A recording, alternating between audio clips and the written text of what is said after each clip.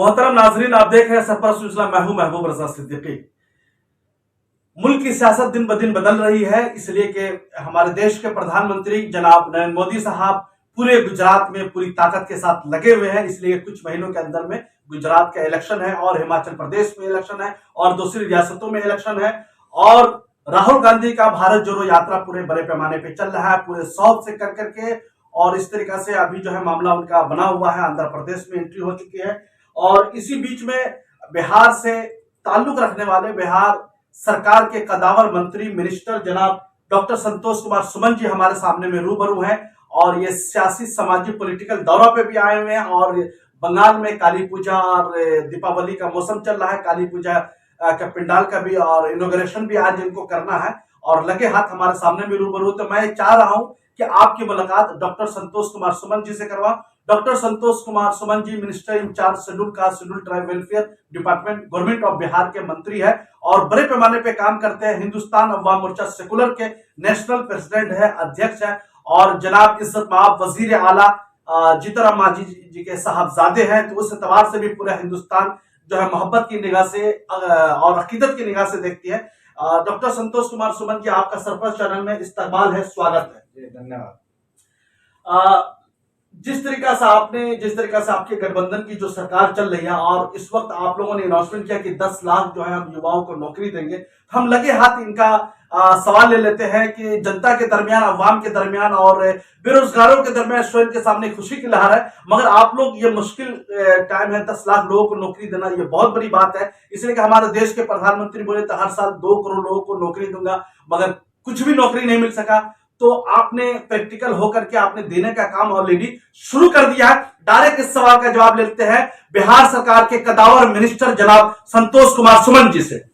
देखिए, भारतीय जनता पार्टी ने जो जुमला फेंका था कि हम 2 करोड़ लोगों को नौकरी देंगे, एक उनके लिए जुमला हो सकता है, लेकिन माननीय नीतीश कुमार जी जो महागठबंधन की सरकार चल रही है बिहार में और नीतीश कुमार जी की अगुवाई में चल रही है, उनका जो बात वो करते हैं वो करते हैं और कहते हैं वो करते हैं।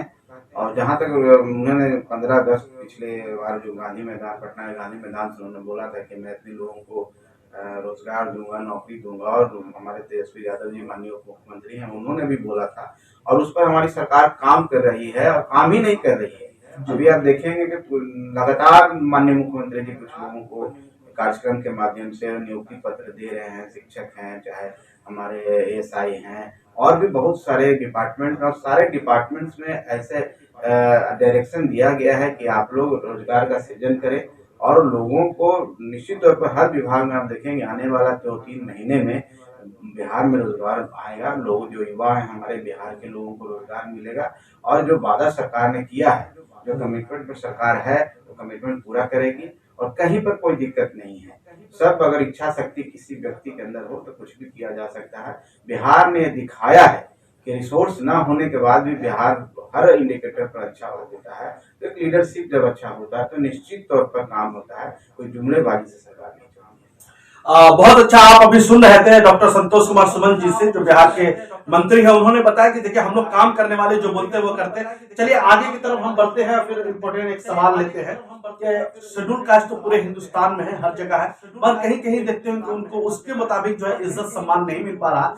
और इस वक्त फिरका परस्त की भी राजनीति चल रही है कि इसको जोड़ो, इसको तोड़ो।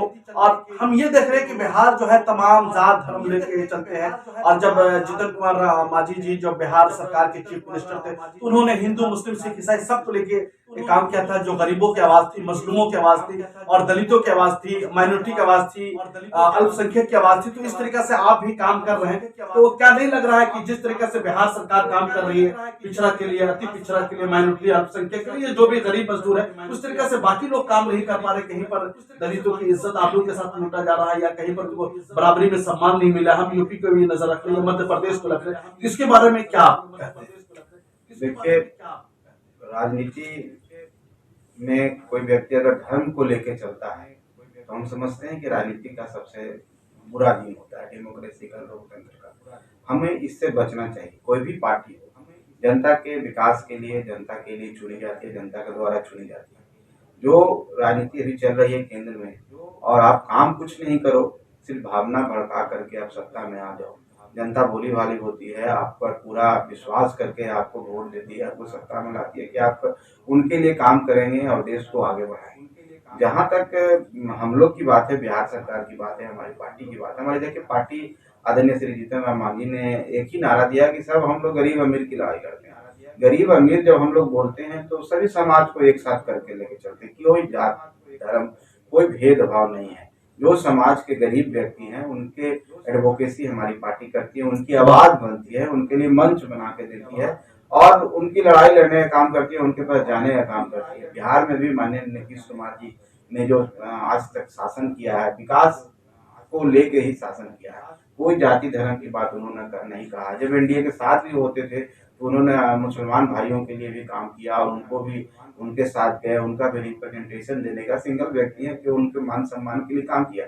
यहीं पर सर एक इम्पोर्टेंट सवाल ले रहा है, प्रशांत कुमार जी जो सियासी तजिया निगार है, बड़े पैमाने पे प्रेस कॉन्फ्रेंस करके मीटिंग में बोल रहे हैं कि नीतीश कुमार जी जो है डायरेक्ट बीजेपी के लाइनअप में है, वो कभी भी पार्टी छोड़ के जा सकते हैं, तो इसके बारे में क्या कहते हैं? हम डायरेक्ट संतोष कुमार सुमन जी से सवाल का जवाब लेते हैं, जो बिहार सरकार नीतीश कुमार की कैबिनेट में मंत्री है।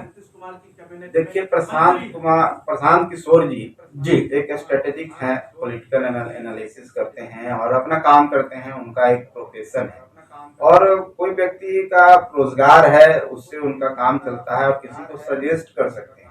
और सजेस्ट इस वे में कर सकते हैं कि आप किस तरह से काम करेंगे तो लोगों के पास रीच करेंगे, लेकिन वो कभी लीडर नहीं हो सकते।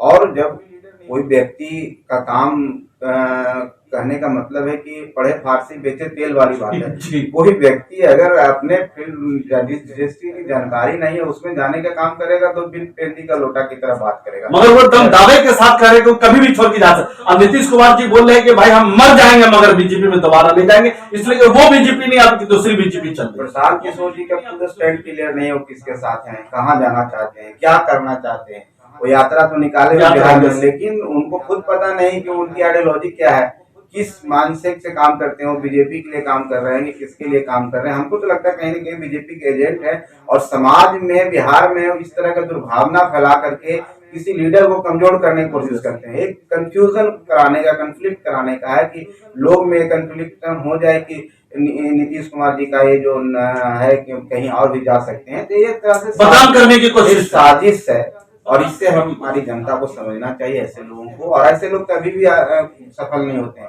क्योंकि कितने लोग आए हैं, कितने लोग गए हैं और इस तरह के जो काम करने वाले लोग अपना करते रहेंगे, बोलते रहेंगे, इससे जनता पर कोई असर नहीं है। जो काम करेगा उसको जनता आशीर्वाद देगी। देखिए पुराना वादा तो मैं याद दिलाना नहीं चाहता हूँ, प्रधानमंत्री जी का जब 2014 में पहली बार जो है वो भाषण में आए थे, 13 से स्टार्ट किया था, बोले बांग्लादेश का पैसा नहीं गिरता, पाकिस्तान का नहीं गिरता, नेपाल का नहीं पैसा गिरता है, डॉलर गिरता, वहां की करेंसी नहीं गिरती है, मगर आपका हिंदुस्तान कहीं क्यों गिर जाता? मनमोहन सिंह से जो जबरदस्त सवाल पूछ रहे थे। मगर अफसोस की बात यह है कि आज हिंदुस्तानी रुपया का इतना डॉलर के नीचे रेट घट चुका है डॉलर से कि हम सोच भी नहीं सकते, 83 रुपया कुछ पैसे हो चुका। तो ऐसी सूरत हाल में आप क्या कहते हैं? देखिए मुझे याद है कि जब तेल का दाम बढ़ता था, सिलेंडर के दाम बढ़ते थे, माननीय जो हमारी स्मृति ईरानी बहन है वो गैस सिलेंडर लेके रोड पर बैठ जाती थी, चूड़ी फेंकती थी। जितने मैंने गलत ढंग से लोकतंत्र में किया जाए तो करती थी, लेकिन आज उनको समझना चाहिए कि आज उनकी सरकार है और अपने आप को वर्ल्ड लीडर बनाने की बात कर रहे हैं, देश को विश्व गुरु बनाने की बात कर रहे हैं, लेकिन आप कहाँ पर हैं? आपके वित्त मंत्री बोलते हैं कि रुपया कमजोर नहीं हो रहा है, डॉलर मजबूत हो रहा है। तो बात तो कान इधर से सुनिए, इधर से सुनिए, बात तो एक ही हो गया। क्या कहना चाह रहे हैं आप? आज 84 रुपया के आसपास डॉलर पहुंच गया है, कितने शर्म की बात है। अब जिस सरकार को कोस करके आगे बढ़े हैं, कांग्रेस ने 70 साल में लूटा, लेकिन वो कांग्रेस के समय में तो डॉलर हमारा रुपया 70 रुपया से कभी आगे नहीं गया, तेल का रेट बढ़ा नहीं। मनमोहन सिंह ने तो बहुत ही मैनेज करके रखा, ग्लोबलाइजेशन लिबरलाइजेशन की बात की, देश को कहां से कहां पहुंचाने की बात की। आज जितने भी आपकी जो योजनाएं हैं कहीं न कहीं वहां से निकल के आया है, चाहे मनरेगा की बात हो, चाहे सड़क जोड़ने की बात हो, नदियों जोड़ने की बात हो, आप जो भी बात कर रहे हैं सब कहीं न कहीं वहां से आप सीख लिए, वहां से चुरा करके आपने काम किया है। और आज आप कह रहे हैं कि हम बहुत आगे बढ़ चुके हैं, भारत की अर्थव्यवस्था 5वीं अर्थव्यवस्था है और हंगर इंडेक्स में आप 107वें नंबर पे हैं। अफसोस की बात। और आप बात करते हैं तो आज आपको समझना चाहिए कि जो यूएसए है, जो पहला आपका सबसे बड़ी व्यवस्था है, अर्थव्यवस्था है, उस वो 30 पॉइंट सम मिलियन ट्रिलियन से उसकी अर्थव्यवस्था है। आप चाइना को लेंगे तो आप 24 पॉइंट कुछ ट्रिलियन है। आप इंग्लैंड को लेंगे तो वो 17 है, और आप कहाँ है? आप 5 भी नहीं, 5 ट्रिलियन नहीं, 3.23 ट्रिलियन है। आपने बोला था हम 25 में 5 ट्रिलियन की, आप अभी आसपास में नहीं। आप गैप देखिए, आप नहीं, सही बात है, जैसा सीतारमन जी कहे कि रुपया कमजोर नहीं हो रहा, डॉलर मजबूत हो रहा, वही बात है कि कुछ देश बहुत पीछे रह गए, उसमें एक अंधों में काना राजा हो गया। आप कह रहे हैं कि हम बहुत आगे बढ़ रहे हैं। अरे जो 2030 का जो टारगेट है उसमें कि 42 पॉइंट कुछ ट्रिलियन का यूएसए का जो अर्थव्यवस्था होने जा रही है, आप कहाँ पर टिकते हैं? आप अगर इंग्लैंड आज अर्थव्यवस्था में कमजोर होगा, उससे आगे बढ़ जाएगा तो कहेगा हम अर्थव्यवस्था। कमजोर खिलाड़ी, मजबूत आदमी से मुकाबला करने, कमजोर खिलाड़ी को हरा के आप कह रहे हैं विश्व विजेता बन गए, तो ये भरमाने का काम है, लोगों को बेवकूफ बनाने का काम है। ऐसा काम नहीं कीजिए।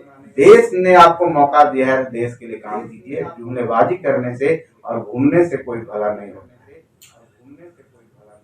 एक अहम सवाल लेते हैं। बिहार में आपकी सरकारें चल रही है और गठबंधन में साथ ऑलमोस्ट 7 पार्टीज है आपके साथ में, जिसमें से कांग्रेस भी है।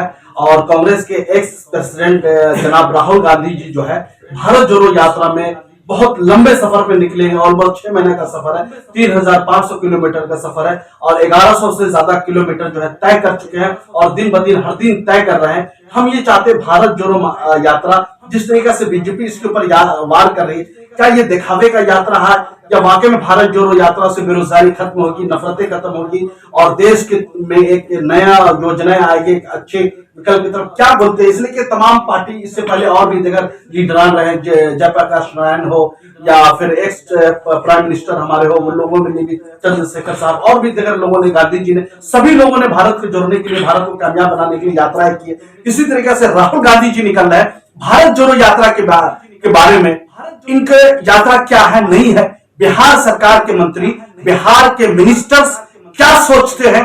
डायरेक्ट इस सवाल का जवाब लेते हैं, इसलिए कि मैं कांग्रेस से नहीं, बिहार सरकार के मंत्री से जानना चाहता हूं भारत जोड़ो यात्रा और राहुल गांधी के बारे में क्या है। भारत जोड़ो यात्रा और राहुल गांधी के बारे में देखिए, हम इतना ही कहेंगे, देर से आए हैं लेकिन दुरुस्त हैं। ये जो कार्य आज राहुल गांधी जी के द्वारा किया जा रहा है, बहुत पहले उनके द्वारा होना चाहिए। भारत जोड़ने, यात्रा करने से कोई तरक्की नहीं होती है। यात्रा करने का मतलब है कि जनता के बीच में आप जाते हैं, जनता से आपका सेंटिमेंटल अटैचमेंट होता है, जनता आप पर विश्वास करती है और जनता के दुख दर्द को आप देखते हैं। उसके बाद लोग, अब अगर आपको मौका मिलता है तो उसी हिसाब से स्ट्रेटेजी बनाते हैं। मैं शुभकामना देता हूं, क्योंकि इंडियन नेशनल कांग्रेस एक बड़ी पार्टी है, इस देश के आज़ादी में उसने काम किया है और आज इतनी बड़ी पार्टी है, लेकिन आज बहुत जगह राज्यों में वो नहीं आ पा रही है।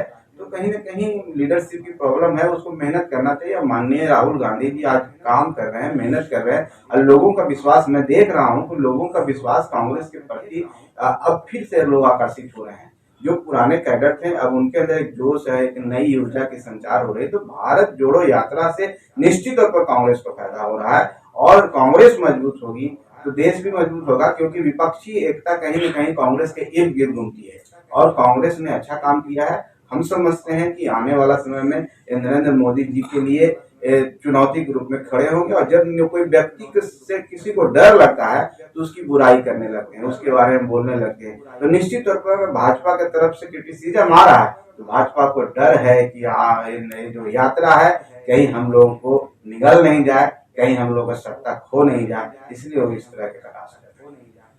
बिहार के 3 कदावर लीडर और बिहार के 3 एक्स चीफ, एक तो मौजूदा चीफ मिनिस्टर है, बाकी 2 एक्स चीफ मिनिस्टर, जैसे कि लालू प्रसाद यादव जी हो गए, जीतन राम मांझी जी हो गए, नीतीश कुमार जी मौजूदा चीफ मिनिस्टर है। उन्होंने सोचा कि हर हालत में हम लोग 2024 में बीजेपी को सत्ता से उखाड़ फेंकेंगे।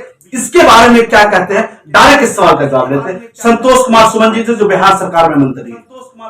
देखिए, सभी को मिलकर के बिहार तो एक क्रांति लाती है। बिहार लोकतंत्र की जननी है और बिहार से बहुत सारे क्रांति आई और सब लोगों ने बिहार से शुरुआत किया है और बिहार एक डायरेक्शन देता है, एक सीख देता है और बिहार ने कोशिश किया है, बिहार ने पूरे देश को बताया है कि जो असंभव है उसको संभव किया जा सकता है। कहने का मतलब है कि अगर कोई समझता है कि भारतीय जनता पार्टी को हरा नहीं सकता है तो बिहार में इतनी क्षमता है उसको हम हरा के दिखाएंगे। और बिहार में सभी पार्टी एकजुट होकर भाजपा को अलग थलग कर दिया और वहां से एक प्रेरणा निकली है जिसके नायक लालू प्रसाद यादव जी हैं, नीतीश कुमार है, जीतन राम मांझी जी हैं। और निश्चित तौर पर हम लोगों को और पूरे देश के जितनी भी पार्टियां हैं सबको अपना जो एजेंडा है, अपने जो इंटरेस्ट है उसको पीछे करके देश हित में कैसे इस पार्टी को हटाएं, कैसे एक अच्छी सरकार बनाए, उसके लिए सबको एकजुट होना होगा, कॉमन मिनिमम प्रोग्राम बनाना होगा। और निश्चित तौर पर अगर आप एक साथ मिलकर लड़ेंगे तो कोई भी कार्य संभव नहीं है, उन्हें हराया जा सकता है। और बिहार ने दिखाया है, माननीय नीतीश कुमार जी बोले हैं कि मुझे प्रधानमंत्री नहीं बनना है, मुझे सिर्फ भाजपा को हटाना है। और निश्चित तौर पर इसी डिटर्मिनेशन से सबको काम करना होगा। तो भाजपा कुछ भी नहीं है, 2024 में हम लोग की सरकार होगी, जो धर्मनिरपेक्ष सरकार है, जो लोगों के लिए काम करेगी, जो जाति और उन्माद नहीं फैलाएगी, ऐसी सरकार की हम कामना करते हैं और उस अग्रसर हम लोग काम करते हैं। आखिरी सवाल ले लेते हैं कि बिहार से बंगाल के दौरे पे आए हुए हम जानना चाहते हैं कि आज के आपके प्रोग्राम शेड्यूल क्या है और बंगाल का दौरा क्यों कर रहे हैं, नहीं कर रहे। डायरेक्ट इस सवाल का जवाब लेते हैं जनाब डॉक्टर संतोष कुमार सुमन जी से, जो बिहार सरकार में मंत्री है। देखिए, बंगाल एक ऐसी धरती है जहाँ से क्रांति निकलती है, एक विचारों की धरती है और एक रिलीजियस बड़ा प्लेटफॉर्म होता है यहाँ। और उसी सिलसिले में सामाजिक कार्य हमारे जो पार्टी के कार्यकर्ता हैं उन्होंने मुझे बुलाया। काली पूजा, श्यामा पूजा करते हैं, यहाँ पर बहुत सारे पंडाल लगते हैं और वहाँ पर जा करके उनका जो सांस्कृतिक धरोहर है उस विरासत को हम देखेंगे, उनसे समझेंगे और एक भाईचारा बनाने के लिए और पार्टी के आने से पार्टी के जो भी हमारे साथी हैं सब एक साथ मिलते हैं तो उनके अंदर भी एक ऊर्जा बनती है और हम लोग भी जान पाते हैं कि बंगाल में हम क्या कर रहे हैं, हम कहाँ पर हैं, यहाँ की समस्याएं क्या है, तो सब की जानने के लिए एक मौका मिलता है। यहाँ आते हैं और आप लोग के माध्यम से अपने पार्टी के लोगों को धन्यवाद देते हैं और शुभकामना देते हैं। आज धनतेरस है, आज लक्ष्मी धनवंतरी जी का है, स्वास्थ्य की सभी को स्वास्थ्य की कामना करते हैं। और काली पूजा, श्यामा पूजा, जिस तरह से हमारी काली माता जो हिंदू धर्म में माना जाता है कि वो डिस्ट्रॉयर थे, जो राक्षसों का वध किया है, अच्छाई की प्रतीक है। सब लोग शांति से रहें, सद्भाव में रहें, एकता बना के रखें, देश की अखंडता को कायम रखें, यही मेरी शुभकामना है। बहुत बहुत शुक्रिया जनाब संतोष कुमार सुमन जी। हमने बहुत सारे सवाल बेबाकी के साथ पूछे और आपने बहुत बेबाकी के साथ बहुत सारे सवाल का जवाब दिया। शुक्रिया हमारे साथ जुड़ने के लिए। जिन हजरात ने हमारे चैनल को